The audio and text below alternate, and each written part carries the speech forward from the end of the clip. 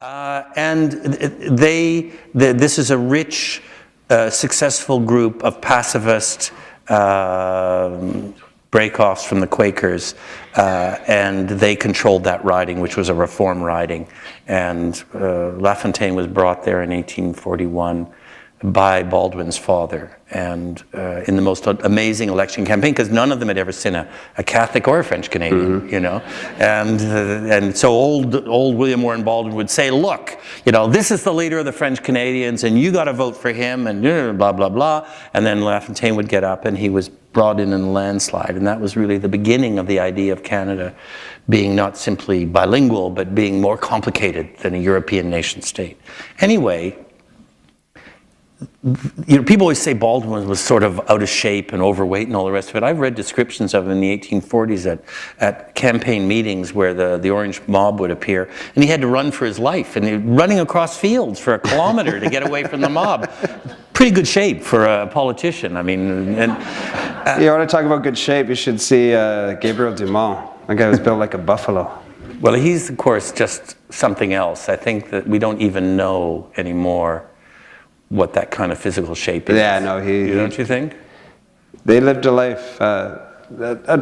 Something that we're jumping back and forth between these four men. I hope I'm not confusing you too much. But going to Riel and Dumont. Riel, my thesis of this book at the beginning was Riel represent more of the European and the Métis, and Dumont represented the Indian and the Métis. And I thought, oh, I'm so smart. No one's ever said that before. And then the more I wrote and the more I read, I realized, oh, it's not that simple. It's not that black and white. But Dumont was certainly the kind of, if you imagine the tough guy, the really funny guy, the one who could take you out on the land and show you things you've never seen in terms of survival and hunting and trapping skills and collecting skills. That was Dumont.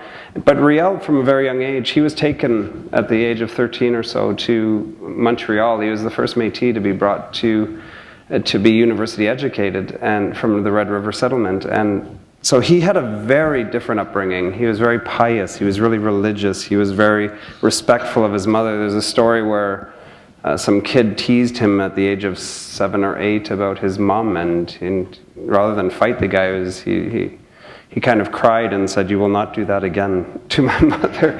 But Dumont was the opposite in some ways. He was the man of action and the man who if left to his own devices, Riel stopped him from a guerrilla campaign in 1885.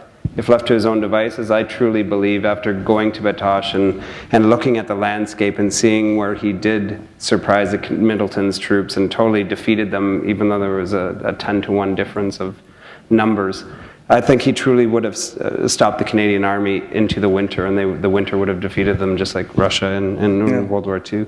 But the two men were so different, and yet their ideas of a Métis kind of homeland and an Indian homeland and a white settler homeland was amazing. I think people say, those who are against Riel, or their history books have often taught that Riel was very divisive. He was the opposite. He believed that there was enough room in the Northwest for all races, that the Northwest was going to become the new Rome, which was, I think, where he began to veer off into a place where people started to question him. But he was very inclusive. He's really, in some ways, one of the first multiculturalists, and that's something that you don't hear much about, and that's something that I find fascinating. You see that in his government, first government in Winnipeg. First government in Winnipeg was represented by white settlers, by Métis, by different, it was very inclusive. It was the opposite. It was not just a Métis. And same thing in 1884 when he began to drum up support. He was brought back by Dumont from exile in Montana, and he won over not just the white settlers, but even the Catholic Church for a while. The priests were speaking highly of him with his first speeches and the way he was inclusive. And that's something we don't often hear about. He remains still a very kind of divisive figure, even though he was quite the opposite in his real life. So, we'll go to the floor after that. There is this moment we jump back and forth in which the other thing that you're taught about the Rebellion Losses Bill was put through, and the Orange Order and the business elite in Montreal went into the streets and rioted, and they burnt down the Parliament buildings, and it was sort of a disaster, and then we don't talk much about it because it's embarrassing. But what's actually interesting about it when you look at it in detail is, and again, it's like the arguments between Riel and Dumont. I mean, how do you handle situations that are out of control? And what was absolutely fascinating was, of course, there'd already been a Rebellion Losses Bill in Upper Canada. It had been put through, and the one in Lower Canada was exactly the same. So there was absolutely no question of, there being something unjust being done and rebels being rewarded in Lower Canada and so on.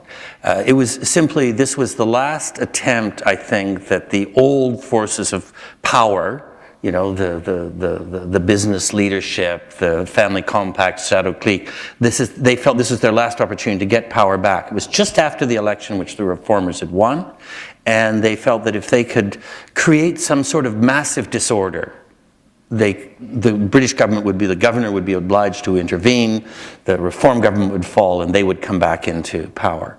And remember, this is happening in 1848, 1849, when that's what happened in Europe. This is the European spring of democracy, which the first democratic government in the Western world in 1848 was Nova Scotia.